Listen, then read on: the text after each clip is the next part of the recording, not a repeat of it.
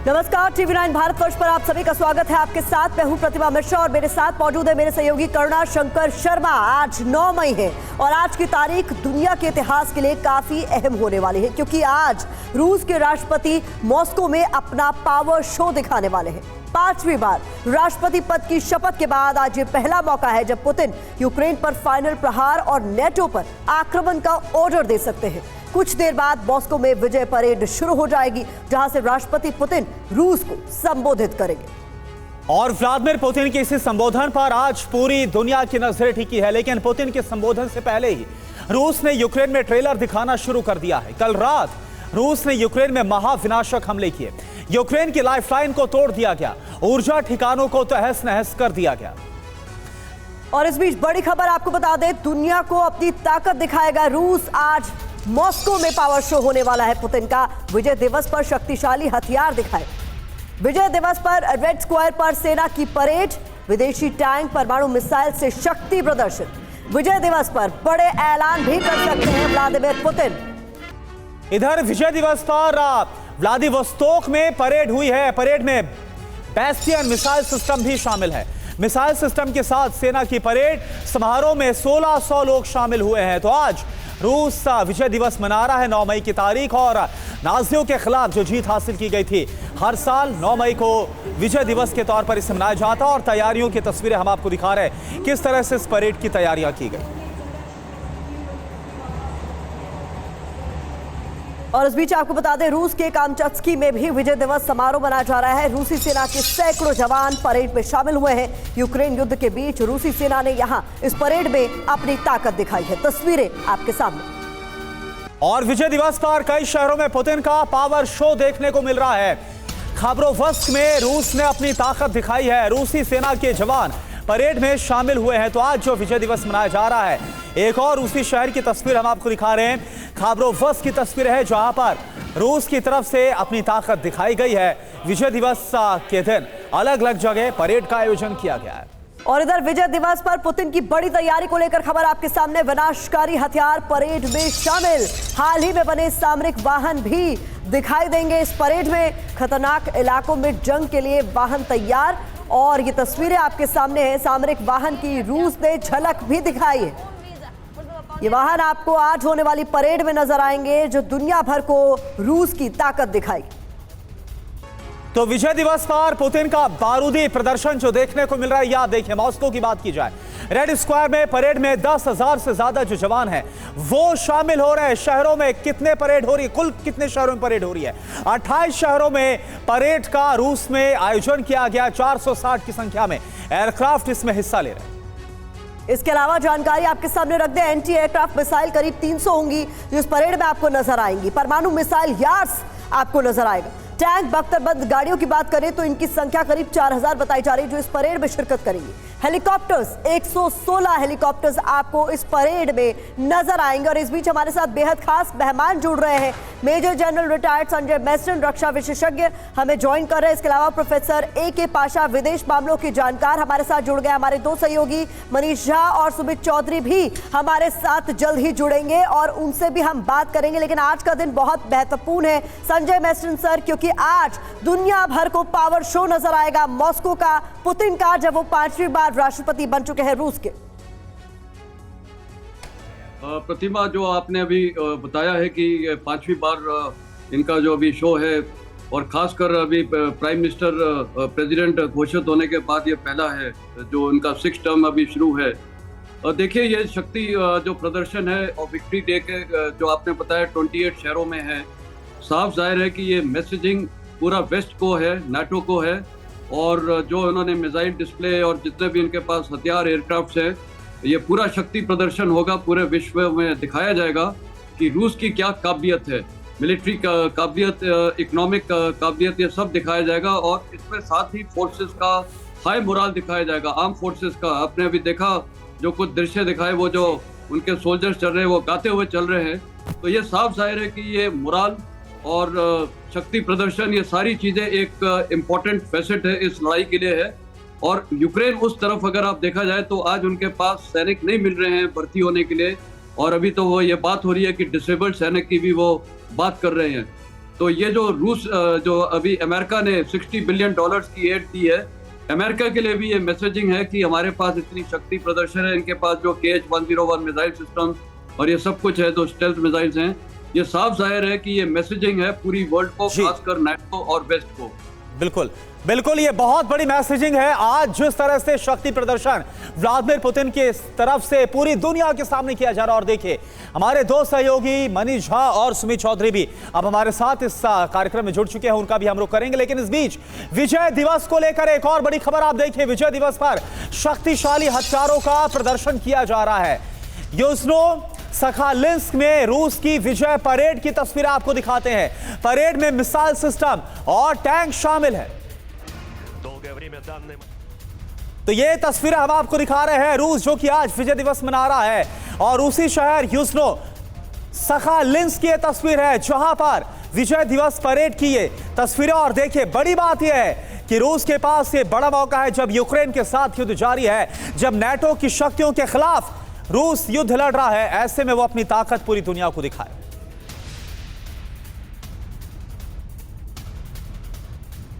और इस बीच एक और बड़ी खबर आपके सामने। विजय दिवस पर रूस के साथ उत्तर कोरिया, किम जोंग ने पुतिन को विजय दिवस की बधाई दी है। उत्तर कोरिया ने रूस का समर्थन किया है। हमने वो तस्वीरें भी देखी थी जहां किम जोंग उन पहुंचे थे रशिया, और समय समय पर अपना समर्थन जाहिर करते रहे हैं। और आज जब विजय दिवस मना रहा है रूस, तो इस मौके पर उत्तर कोरिया के तानाशाह किम जोंग उन ने पुतिन को विजय दिवस की बधाई दी है और समर्थन भी किया।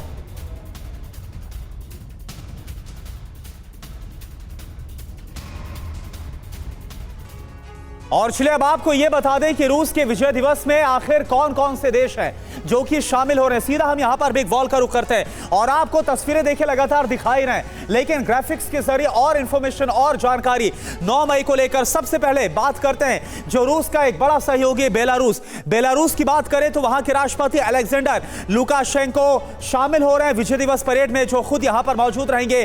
कजाकिस्तान की बात करें तो कजाकिस्तान के राष्ट्रपति कासिम जोमार्ट भी इसमें शामिल हो रहे हैं। इसके अलावा बता दें आपको तजाकिस्तान इमामोली रहमान ये भी राष्ट्रपति हैं तजाकिस्तान के, शामिल होंगे। इसके अलावा तुर्कमेनिस्तान की बात करें तो सरदार बर्दी मुहम्मेदो राष्ट्रपति ये भी शामिल होने वाले हैं। बिल्कुल, तो ये वो तमाम सहयोगी देश रूस के जो कि आज वहां पर मौजूद रहे। क्यूबा जिनके राष्ट्रपति है मिगुएल डियाज जो कि मौजूद रहेंगे, विजय दिवस परेड को खुद देखेंगे। और इसके साथ साथ लाओस के राष्ट्रपति थोंगलॉन सिसोलिथ जो कि विजय दिवस परेड को देखेंगे, मौजूद रहेंगे आज मॉस्को में। जो कि शक्ति प्रदर्शन आज रेड स्क्वायर पर आपको देखने को मिलेगा, वो तस्वीरें तो आप तक पहुंचाएंगे। गिनी बिसाऊ की बात करें, उमारो सिसोको एम्बालो राष्ट्रपति ये भी इसका हिस्सा बनेंगे। तो बिल्कुल वो तमाम देश जो कि आज यहां पर यानी कि उनके राष्ट्राध्यक्ष यहां पर मौजूद रहेंगे। हमारे दो सहयोगी भी मौजूद है हमारे साथ में। सबसे पहले मनीष, मैं आपसे बात करना चाहूंगा। देखिए बेहद ही खास मौका है, और क्या आपको यह लगता है कि यह मौका उस वक्त में, उस दौर में ज्यादा खास हो जाता है जब रूस के पास विजय दिवस के बहाने अपनी ताकत नाटो को दिखाने का वक्त है, समय है, और वार्न करने की भी कोशिश की जाएगी व्लादिमीर पुतिन की तरफ से? देखिए 9 मई उनके लिए कितना खास है, ये तो मैं पिछले 2 साल 9 मई को मैं क्रेमलिन पर मौजूद था, रेड स्क्वायर पर मौजूद था, और मैंने उस परेड को देखा, महसूस किया है।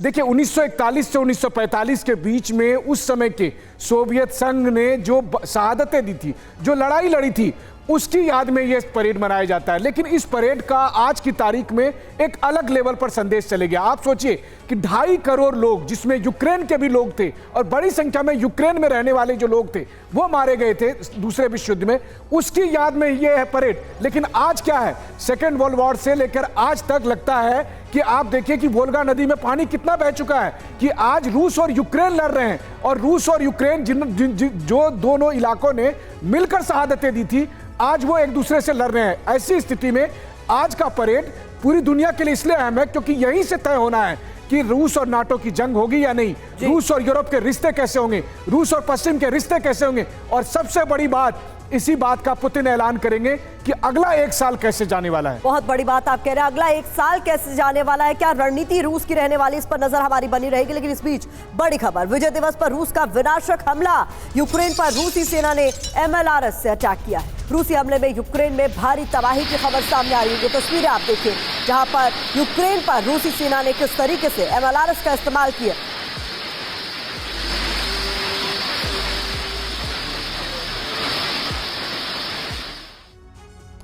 और देखिए विजय दिवस पर और भी ज्यादा विध्वंसक हो गया है रूस। खबर यह है यूक्रेनी ठिकानों पर कई मिसाइलें रूसी सेना की तरफ से गिराई गई है। सुखोई 25 ने यूक्रेन में दागी है मिसाइलें। तस्वीर हम आपको दिखा रहे हैं।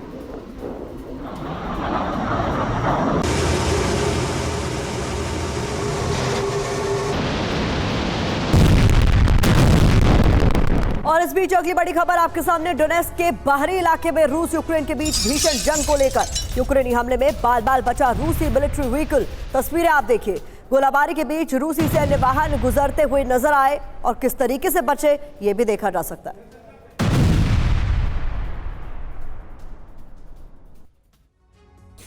और एक और बड़ी खबर, रूसी कब्जे वाले इलाके पर यूक्रेन ने बड़ा हमला किया है। वॉर जोन में रूसी टैंक पर ड्रोन अटैक किया गया। यूक्रेनी ड्रोन हमले में रूसी टैंक के परखच्चे उड़ गए। रूसी सैन्य डिपो पर भी यूक्रेन का बड़ा हमला हुआ। तस्वीरें आप देखिए।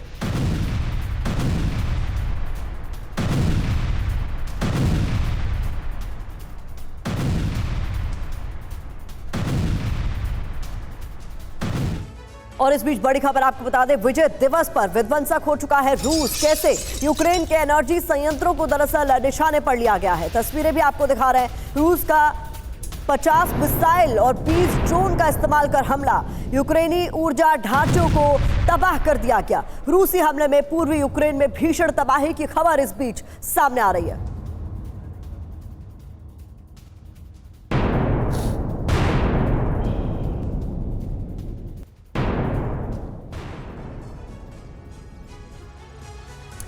तो रूस का विजय दिवस, यूक्रेनी एनर्जी ठिकाने ध्वस्त होते हुए नजर आ रहे हैं। अब जरा देखिए वो कौन से इलाके जहां पर सबसे ज्यादा रूस एग्रेसिव हो गया है। पोल्टावा, किरोवो, हाद्र, इसके अलावा ज़ापोरिज़िया, लवीव, इवानो फ्रैंकोव्स्क और विनित्सिया, वो इलाके, ये वो शहर है जहां पर एनर्जी ठिकानों पर हमला किया गया है। और उसके बाद हुआ क्या है, यूक्रेन पर कंप्लीट ब्लैकआउट का खतरा मंडराता हुआ नजर आ रहा है। अब ऐसे में आप समझिए कि व्लादिमीर पुतिन की स्ट्रेटजी क्या है। रणनीति का जिक्र करते हैं। रूस की यूक्रेन पर आखिरी प्रहार की रणनीति है। एनर्जी ठिकाने, संचार साधन पर हमले का आदेश दिया गया है। जरूरी बात आप समझिए, रूस यूक्रेनी सब स्टेशंस को तबाह कर रहा है ताकि यूक्रेन पश्चिमी यूरोप से ऊर्जा आयात ना कर सके। और देखिए हमारे साथ प्रोफेसर ए.के. पाशा सर है जो कि विदेश मामलों के जानकार हैं। पाशा सर, सवाल यह है कि आज व्लादिमीर पुतिन अपनी ताकत तो दिखाएंगे, लेकिन पूरी दुनिया में सवाल यह है कि 5वीं बार जब राष्ट्रपति बने हैं तो यूक्रेन के खिलाफ या नाटो के खिलाफ कोई बड़ा ऐलान संभव है क्या? क्योंकि पिछले 1 साल से यूक्रेन और रूस बायलैटरल जंग लड़ रहे थे। अब धीरे धीरे नाटो देश उनके वेपन्स ही नहीं, उनके सैनिक भी धीरे धीरे यूक्रेन में भेज रहे हैं। और पुतिन ने ऐलान किया है कि हम nuclear weapons, short range nuclear weapons भी हम इस्तेमाल कर सकते हैं अगर नेटो देश अपने फौजी, जैसे कि जर्मनी ने धमकी दी, फ्रांस ने धमकी दी कि अपने फौज ने यूक्रेन में भेजेंगे। तो ये बहुत बड़ा ऐलान होगा। और दूसरी बात के सैंक्शंस जो वेस्टर्न कंट्रीज ने लगाए हैं उससे रूस कमजोर नहीं हुआ है, इससे पता चलता है। और तीसरी बात, इलेक्शंस में पुतिन को बदनाम करने की कोशिश करे कि वो पॉपुलर नहीं है। 50% से ज्यादा लोग उनको सपोर्ट करते हैं और उनकी पॉपुलैरिटी देख सकते हैं कि पूरे शहरों में किस तरह से विजय दिवस मनाया जा रहा है। और इससे भी पता चलता है कि जो रूस और चीन के बीच जो अलायंस है उसको कमजोर करने की कोशिश लगातार की गई, लेकिन रूस और चीन की गठबंधन स्ट्रांग है। क्या है, रशिया के लिए किसी से छिपे नहीं है सर। और इस बीच चूंकि जब युद्ध छिड़ा था रूस और यूक्रेन के बीच, तब भी विजय दिवस इतने ही जोर शोर से मनाया जा रहा था। बड़ी खबर इसको लेकर आ रही है, रूस का महाविध्वंस। खार्किव में रूसी सेना को बड़ी कामयाबी हासिल हुई है। बता दें, खार्किव के इलाके में रूसी सेना दाखिल हो गई है। रूसी सेना ने ब्रेस्टॉव में डिफेंस लाइन तोड़ी है, ये बड़ा अपडेट हमें मिल रहा है। तो खार्किव के इलाके में घुसी है रूसी सेना। और एक और बड़ी खबर, वॉर जोन से रूस के विजय दिवस पर विध्वंसक हो गया है यूक्रेन। यूरोफ्का में ऑयल डिपो पर भीषण हमला किया गया। यूक्रेनी हमले के बाद ऑयल डिपो में भीषण आग लग गई। तो रूस का यह इलाका यूरोफ्का, जहां पर यूक्रेन की तरफ से हमला किया गया और उसके बाद की तस्वीरें, तबाही की तस्वीरें आपको दिखा रहे हैं।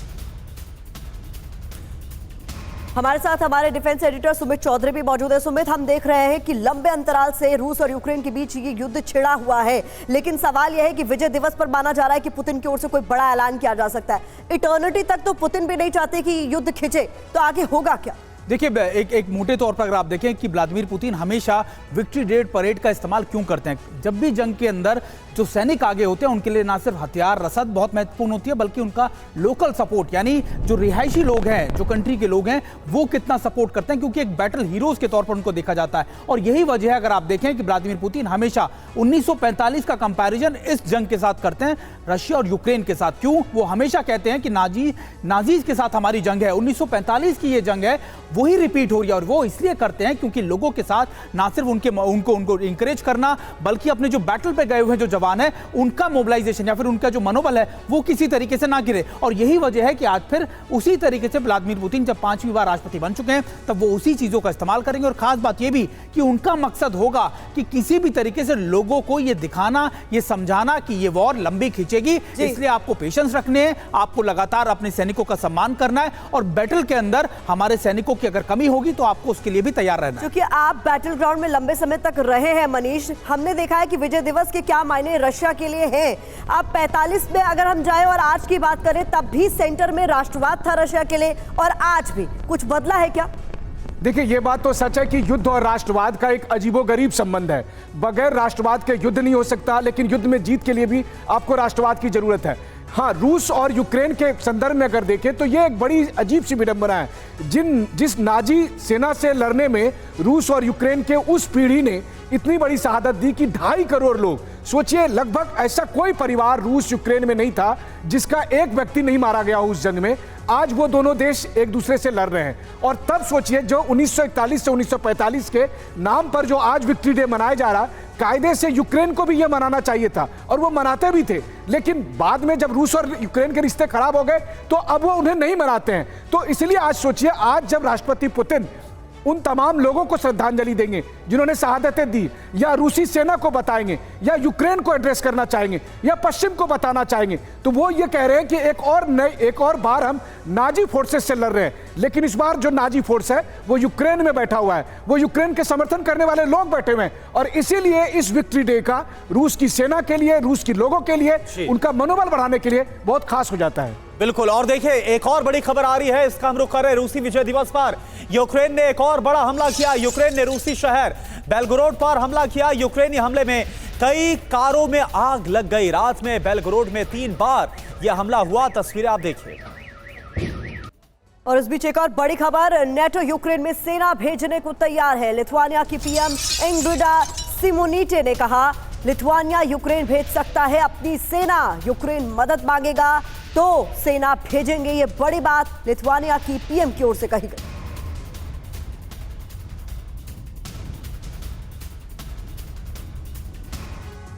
और इन सब के बीच यूक्रेन में नेटो की एंट्री महाविनाश की घंटी बजाती हुई नजर आ रही है।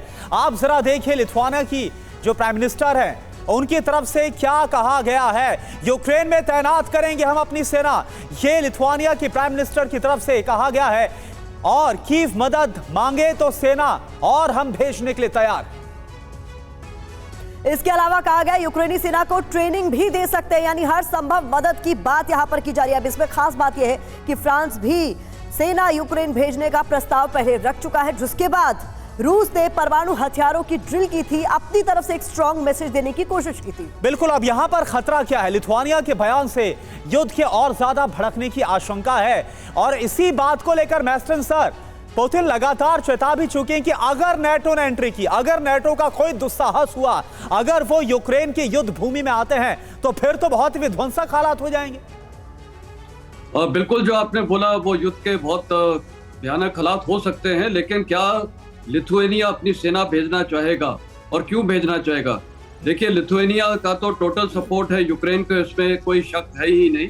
लेकिन लिथुआनिया का बेसिक प्रॉब्लम यह है कि वो खुद एक बहुत छोटी कंट्री है, और अगर कल लड़ाई में यूक्रेन कैप्चर हो जाता है रशिया द्वारा, तो उसके बाद नेक्स्ट टारगेट ये नेबरिंग कंट्रीज हो जाएंगी, जिसमें लिथुआनिया भी हो जाएगा।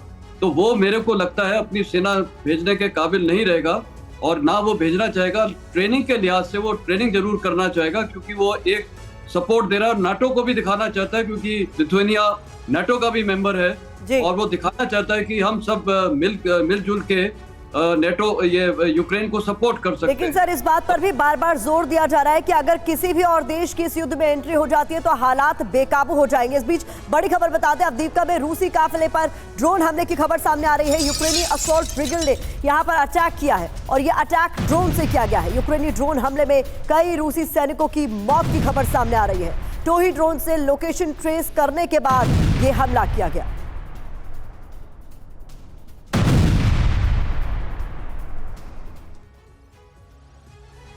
और पूर्वी यूक्रेन से बड़ी खबर है, जहां पर लुहांस्क में रूसी सेना का बड़ा हमला हुआ है। यूक्रेनी कमांड पोस्ट पर विध्वंसक अटैक किया गया। रूसी हमले के बाद मिलिट्री व्हीकल में आग लग गई। जरा आप देखिए हमले की तस्वीरें। और देखिए हमारे साथ AK पाशा सर भी मौजूद हैं। सर मेरा सवाल आपसे यह कि आज एक तरफ रूस विजय दिवस मना रहा है, इस बीच खबर यह आ गई कि जो खार्किव की डिफेंस लाइन है इसको रूस ने ब्रेक कर दिया। चासिफ यार कब्जाने की पूरी तैयारी रूस कर बैठा है। किस तरफ आप अभी जो युद्ध है उसका रुख देख रहे हैं, किस तरफ बढ़ता हुआ आपको नजर आ रहा है? देखिए इसमें कोई शक नहीं है कि धीरे धीरे रूस जो है यूक्रेन को तबाह कर रहा है और रूस की टेरिटरी कब्जे में ले रहा है और यूक्रेन आपको पता है कमजोर हो गया है, इसीलिए नाटो देश उसकी सपोर्ट करना चाहते हैं। तो इसमें कोई शक नहीं है कि रूस जो है इस सुपर पावर की तरह इमर्ज हो रहा है। चाहे नाटो कुछ भी कर ले या अमेरिका कुछ भी हथियार यूक्रेन को भेजे, रूस लगातार आगे बढ़ता जा रहा है और इसमें यूक्रेन की तबाही बहुत ही मुमकिन हो सकती है।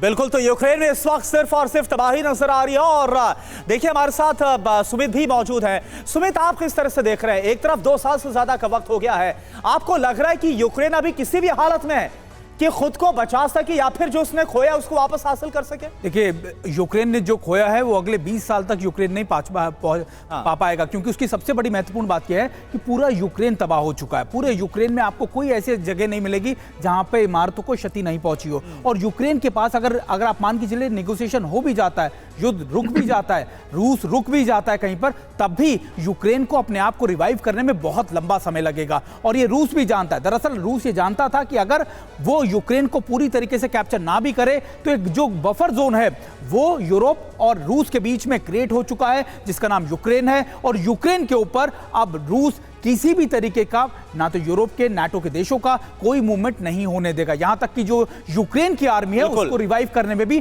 सालों लग जाएंगे। और ये बात रूस और हमने देखा और सुना भी कैसे व्लादिमीर पुतिन ने नाटो कंट्रीज को वार्न किया। एक और बड़ी खबर का हम रुख कर रहे हैं। विजय दिवस पर रूस की विध्वंसक तैयारी, रूस की विध्वंसक तैयारी पर ब्रिटेन से बड़ा खुलासा। रूस ने क्रूज मिसाइल को विनाशकारी बना दिया है। रूस ने KH-101 मिसाइल पर वॉरहेड को फिट कर दिया है। तो देखिए बड़ी जानकारी जो सामने आ रही है उसकी एक एक डिटेल आपके सामने जल्दी से रख देते हैं। रूस का मिशन KH-101 आखिरकार क्या है, ये क्या है पूरा मिशन? बिग वॉल पर ये पूरी जानकारी आपके सामने है। ये मिशन क्या है? KH-101 क्रूज मिसाइल को घातक बनाया गया है इस मिशन के तहत। इसके अलावा जानकारी भी ये कि इंटरसेप्टर से बचाने के लिए उपकरण लगाए गए। बिल्कुल, पहले क्या था और अब क्या फर्क आप देखिए। पहले 40 किलो जो पेलोड है वो इसमें लोडेड था, लेकिन अब 40 किलो से ज्यादा पेलोड भी ले जाने में इसको सक्षम बना दिया गया है। पहले रफ्तार इसकी थी 1000 किलोमीटर प्रति घंटा, लेकिन अब इसकी रफ्तार को 1000 किलोमीटर प्रति घंटे से ज्यादा कर दिया गया, यानी ज्यादा मारक और घातक कर दिया गया। बता रहे हैं हम आपको क्या बदलाव इसमें आए हैं। पहले बात करें तो 5000 किलोमीटर की इसकी सटीक रेंज थी, अब लेकिन इसकी रेंज में भी बढ़ोतरी की गई है। रेंज को 5000 किलोमीटर से ज्यादा किया गया है। और देखिए अब जरूरी बात आप समझ लीजिए फटाफट, पिछले दिनों यूक्रेन के निशाने पर KH-101 ज्यादा रही है। यही वजह कि इसको और ज्यादा घातक और विनाशकारी बनाया गया। यूक्रेनी हमलों से बचाने के लिए मिसाइल को घातक बनाया गया। तो मनीष, कुल मिलाकर ये जो रूस का मिशन KH-101 है उसको लेकर क्या इंटेल्स आपके पास? देखिए सबसे बड़ी बात यह है कि आज की तारीख में रूस के पास चाहे क्रूज मिसाइल हो, किंजल मिसाइल हो, इस तरह के तमाम अत्याधुनिक हथियार हैं। और लंदन पर हमला करने के लिए उन्हें 5000 किलोमीटर की भी जरूरत नहीं है, जबकि उन्होंने इसकी क्षमता और ज्यादा आगे बढ़ा दी है। ये आपको तब जरूरत पड़ेगी जब न्यूयॉर्क में या वॉशिंगटन में आपको हमला करना होगा। लेकिन यही बात यूरोप के देश चूक गए। यूरोप के देश युद्ध तो लड़ना चाहते हैं, वो रूस का मुकाबला करना चाहते हैं, लेकिन उन्होंने नहीं देखा कि रूस के हथियार बनाने की फैक्ट्री लगातार काम कर रही थी। उस दौरान भी जब यूरोप में कोई दूसरा नैरेटिव चल रहा था, क्लाइमेट चेंज के नाम पर या हाई टेक्नोलॉजी के नाम पर, उन्होंने अपनी फैक्ट्रियां हटा दी। मैंने एक बार एक रूसी कमांडर से पूछा था कि आपके यहाँ हथियारों की कब माना जाए कि शॉर्टेज हो गई या इमरजेंसी हो गई, तो उन्होंने कहा कि सेकेंड वर्ल्ड वॉर में हमने ब्रेड की फैक्ट्री को हथियार की फैक्ट्री में कन्वर्ट कर दिया था। तो जब ऐसा होगा तब आप समझें कि रूस में हथियारों की कमी हो रही है। तो कुल मिलाकर देखा जाए आज की तारीख में रूस के पास नाटो के सम्मिलित हथियार से ज्यादा है, और वैसी स्थिति में उनके पास एक से बढ़कर एक बहुत बड़ी बात बोल रहे हैं कि नाटो के जितने कुल हथियार उससे भी ज्यादा का जो उत्पादन है वो आज रूस अकेला करता हुआ नजर आ रहा है, उसके पास ये स्टॉक है। एक और बड़ी खबर, विजय दिवस पर महाविनाश की तैयारी में है रूस। चांद पर न्यूक्लियर रिएक्टर लगाएगा रूस, ये अपने आप में बहुत बड़ी जानकारी। चीन और रूस की दुनिया को दहलाने की तैयारी, इसी के साथ दोनों साथ में मिलकर बनाएंगे परमाणु प्लांट। और कहां पर? अब चांद तक पहुंचने की बात है, और चांद पर पहुंचेगा न्यूक्लियर।